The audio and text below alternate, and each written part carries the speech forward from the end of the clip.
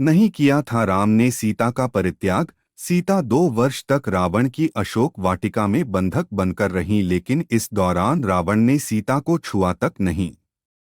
इसका कारण था कि रावण को स्वर्ग की अप्सरा ने यह शाप दिया था कि जब भी तुम किसी ऐसी स्त्री से प्रणय करोगे जो तुम्हें नहीं चाहती है, तो तुम तत्काल ही मृत्यु को प्राप्त हो जाओगे। रावण किसी भी स्त्री की इच्छा के बगैर उससे प्रणय नहीं कर सकता था। सीता को मुक्त करने के बाद समाज में यह प्रचारित है कि अग्नि परीक्षा के बाद राम ने प्रसन्न भाव से सीता को ग्रहण किया और उपस्थित समुदाय से कहा कि उन्होंने लोक निंदा के भय से सीता को ग्रहण नहीं किया था। किंतु अब अग्नि परीक्षा से गुजरने के बाद यह सिद्ध होता है कि सीता पवित्र है, तो अब किसी को इसमें संशय नहीं होना चाहिए। लेकिन इस अग्नि परीक्षा के बाद भी जन समुदाय में तरह तरह की बातें बनाई जाने लगीं। तब राम ने सीता को छोड़ने का मन बनाया। यह बात उत्तरकांड में लिखी है, यह मूल रामायण में नहीं है, जो निश्चित रूप से बौद्ध धर्म के अभ्युदय के पूर्व लिखी गई थी, समस्त विकृतियों से अछूती है।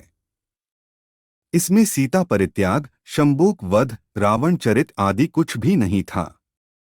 यह रामायण युद्धकांड, लंकाकांड में समाप्त होकर केवल 6 कांडों की थी। इसमें उत्तरकांड बाद में जोड़ा गया। कालिदास, भवभूति जैसे कवि सहित अनेक भाषाओं के रचनाकारों सहित रामचरितमानस के रचयिता ने भी भ्रमित होकर उत्तरकांड को लवकुश कांड के नाम से लिखा।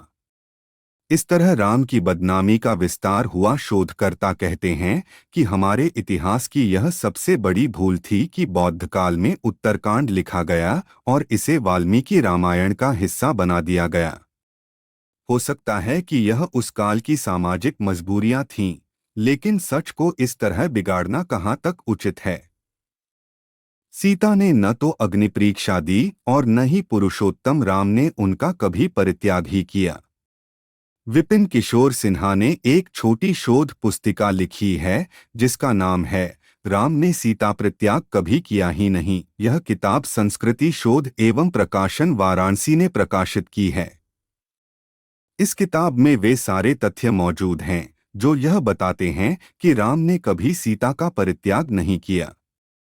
राम कथा पर सबसे प्रामाणिक शोध करने वाले फादर कामिल बुल्के का स्पष्ट मत है कि वाल्मीकि रामायण का उत्तरकांड मूल रामायण के बहुत बाद की पूर्णत प्रक्षिप्त रचना है। यह जानकारी अच्छी लगी तो एक बार चैनल को सब्सक्राइब कर दीजिएगा।